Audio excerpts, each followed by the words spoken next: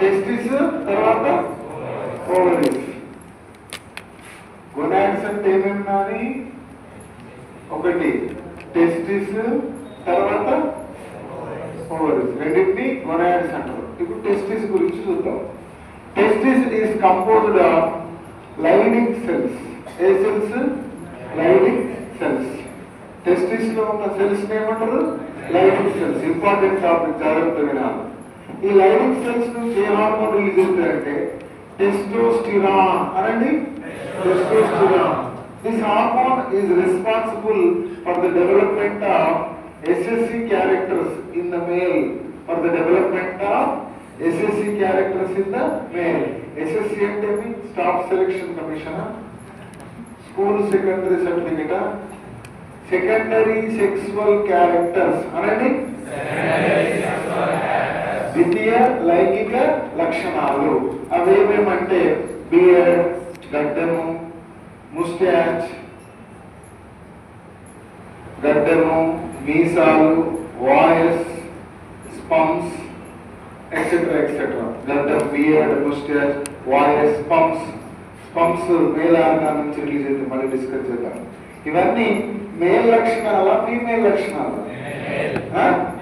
అందుకే testosterone hormone ఏమంటారంటే male hormone. ఏమంటారు? ఏం హార్మోన్ అంటారు? సమझ में आया? తర్వాత కానీ ఈ టెస్టోస్టిరాన్ హార్మోన్ సరిగ్గా రిలీజ్ కాలేదు అనుకోండి, టెస్టోస్టిరాన్ హార్మోన్ సరిగ్గా రిలీజ్ కాలేదు అనుకోండి, అప్పుడు ఒక డిసీజ్ వస్తుంది. దాని పేరు ఎనుచిజం అనండి. జనరల్ బుక్స్ లో ఎనుచిజం అని ఉన్నది, కానీ ఆ డిసీజ్ పేరు ఎగ్జాక్ట్ గా అయితే ఎనుకాయిడిజం. ఏమంటారు? ఎనుచిజం కూడా నేర్చుకోండి. ఎనుచిజం అంటే నపుంసకత్వం. ఇతనిలో పురుష లక్షణాలు అభివృద్ధి చెందవు. పురుష లక్షణాలు అభివృద్ధి చెందవు. ఏ హార్మోన్ లోపం వల్ల వస్తుంది? టెస్టోస్టెరాన్. నపుంసకత్వం అంటారు. ఏమంటారు? ఓకే, సరే. నాని ఇంకా ఓవరీస్ ఏముంది? ఓవరీస్. ఓవరీస్ ఫీమేల్స్ లో ఉంటాయా, మేల్స్ లో ఉంటాయా? ఎన్ని?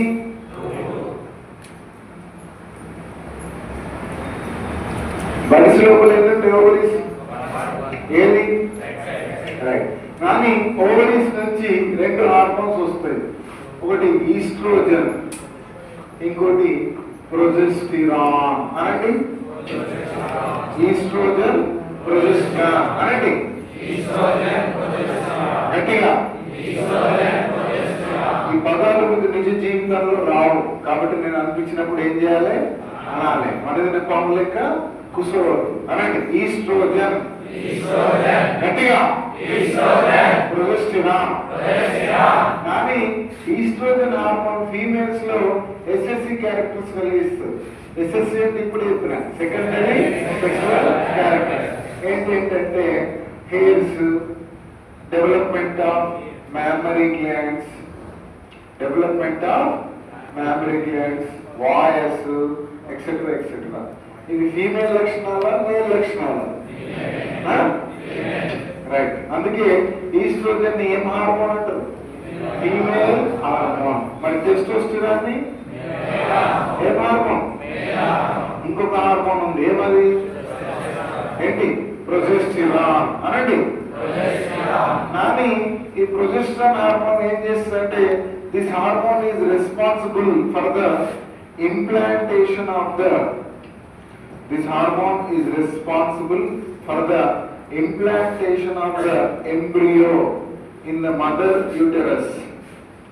This hormone is responsible for the implantation of the embryo in the mother uterus. తల్లి గర్భాశయంలో ఆ పిండాన్ని అటాచ్ చేస్తుంది. ఏ హార్మోన్? ఏది? పిండం అంటే ఏంటంటే మనకు 13 to 14 years of age లో మేల్ ఆర్గాన్ నుంచి ఏం రిలీజ్ అయితే స్పంప్స్. ఏమి?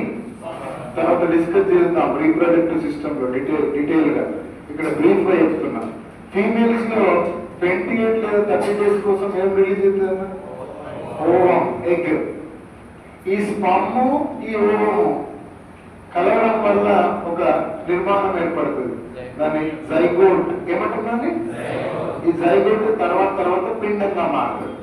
ఈ స్పర్మ్ ఓవమ్ కలవడాన్ని ఫర్టిలైజేషన్ ఏమంటారు, ఫలదీకరణ అంటారు. ఎట్లా జరుగుతుంది, ఎందుకు జరుగుతుంది, ఏమవుతుంది, అవన్నీ రీప్రొడక్టివ్ సిస్టమ్ లో చూద్దాం.